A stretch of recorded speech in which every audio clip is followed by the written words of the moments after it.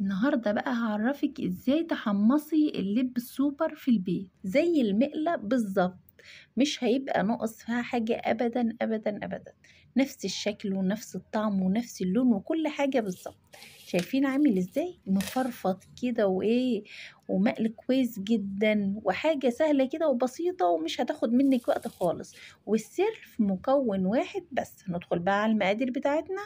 ده نص كيلو من اللب. انت لو تمسكيه كده هتلاقيه طري كده ولونه ابيض طبعا زي ما انت شايفة. لما يوصل بقى لأول الفيديو زي ما انت شفتي كده، شوف احنا بقى هنعمل فيه ايه.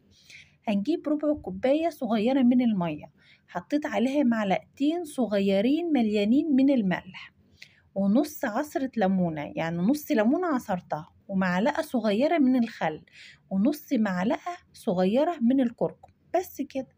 هي دي المكونات اللي احنا هنخلي اللب بتاعنا لونه وشكله زي بتاع المقلة بالظبط. هناخد بقى اللب بتاعنا كده وفي صينية أو طاسة كبيرة وهنحمصه على النار من غير ما نحط عليه أي حاجة خالص، لا ملح ولا أي حاجة نهائي. هنحمصه نص تحميصة كده.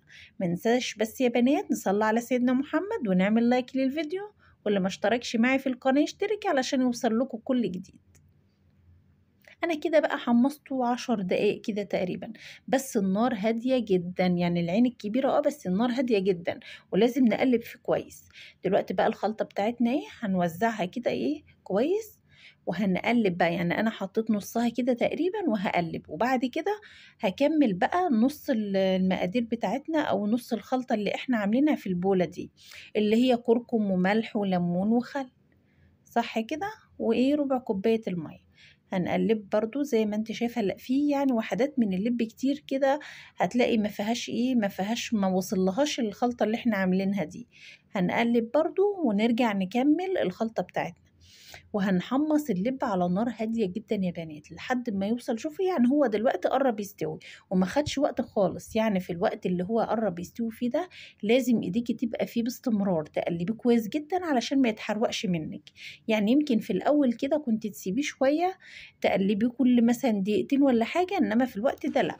شايفين عامل ازاي خلصناه بكل سهولة. يعني اما تروحي بقى تجيبي كمية اللب دي شوفي هتكلفك قد ايه. شايفين مفرفط ازاي وايه متحمص تحميصة حلوة جدا.